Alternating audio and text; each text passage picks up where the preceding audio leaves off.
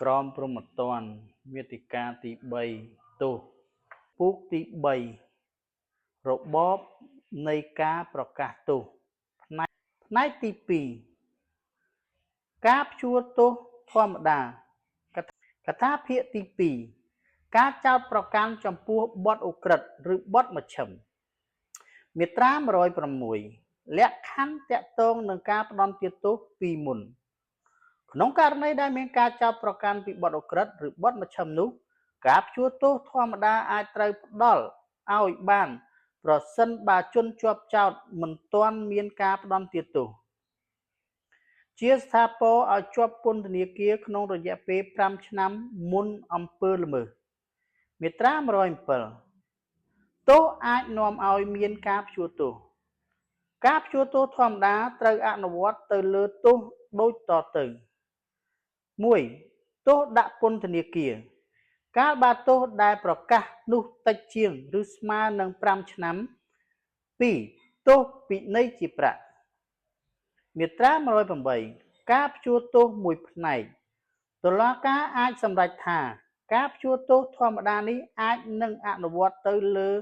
មួយផ្នែកនៃទោសពន្ធនាគារដែលតុលាការជាអ្នកកំណត់ថេរវេលាឬលើមួយផ្នែកនៃប្រាក់ពិន័យដែលតុលាការជាអ្នកកំណត់ចំនួនទឹកប្រាក់មាត្រា109ការដកហូតការព្យួរទោសប្រសិនបើក្នុងរយៈពេល5ឆ្នាំបន្ទាប់ពីការផ្តន្ទាទោសជាស្ថាពរពីបទឧក្រិដ្ឋឬបទមជ្ឈិមដែលមានការព្យួរទោសធម្មតាហើយមានការផ្តន្ទាទោសថ្មីជាស្ថាពរមួយទៀតពីបទឧក្រិដ្ឋឬបទមជ្ឈិមការព្យួរទោសធម្មតានេះត្រូវដកហូតចេញដោយពេញច្បាប់ទោសទី1ត្រូវអនុវត្តដោយមិនអាចស្រូបចូលជាមួយទោសទី2បានឡើយមាត្រា110ការមិនដកហូតការព្យួរទោសជាបដិបញ្ញត្តិទៅនឹងមាត្រា109ការដកហូតការព្យួរទោសនៃក្រមនេះតុលាការអាចសម្រេចថាការផ្តន្ទាទោសថ្មីមិននាំឲ្យមានការដកហូតនៅការព្យួរទោសធម្មតាដែលបានសម្រេចពីមុននោះទេ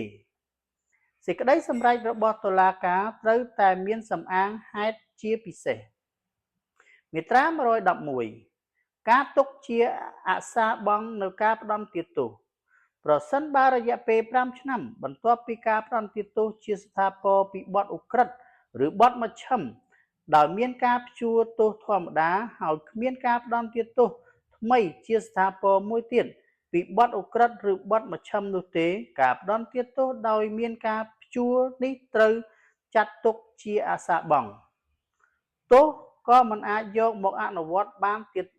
ឡើយកាលណាបើការព្យួរទោសត្រូវបានប្រកាសទៅលើតែផ្នែកមួយនៃទោសនោះការផ្តន្ទាទោសត្រូវចាត់ទុកជាអសារបង់ទាំងស្រុងទោសក៏មិនអាចយកមកអនុវត្តបានទៀតឡើយកថាភាគ